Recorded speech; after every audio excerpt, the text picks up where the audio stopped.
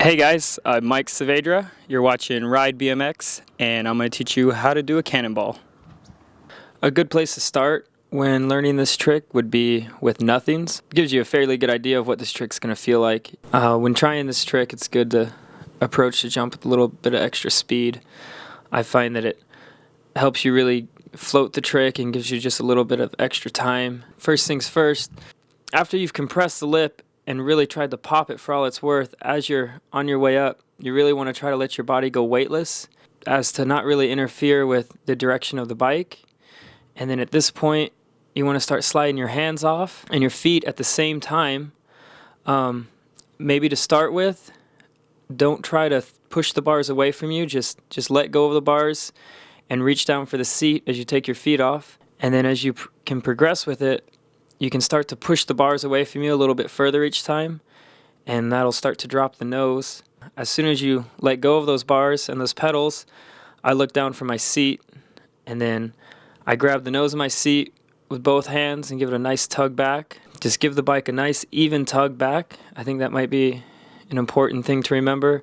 If you yank it too hard, what can happen is the front end will pop up on you and you might land in a manual.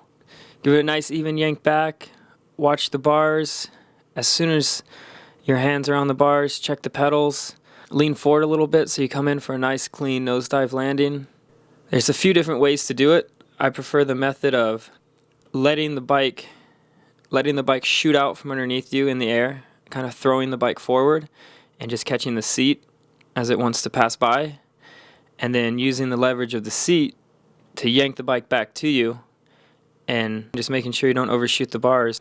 I keep an eye definitely more on the handlebars. I feel that getting those is a little more important than the pedals. Typically the pedals are always in the same place anyways. The more comfortable you get with it, the more you can try to dip the front end. The scarier it gets because the further away the bike starts to get. It's super easy to bail out of. You're practically off of your bike anyways. So if you feel anything's gone wrong, just give that seat a toss and the bike's for the most part out in front of you. Some of the other scenarios that can go wrong, if you don't pull the bike back to you evenly, when you yank that seat back, sometimes it'll cause the bars to drastically turn.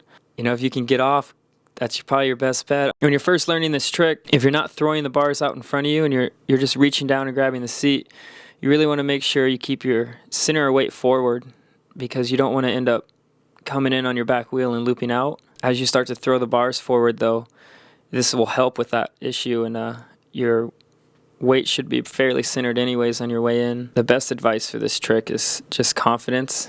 Confidence in knowing you're going to be able to catch the seat and pull it back to you and the bars are going to be there. It's really fun, see what you can do with it, get creative, have fun. Hope this helps.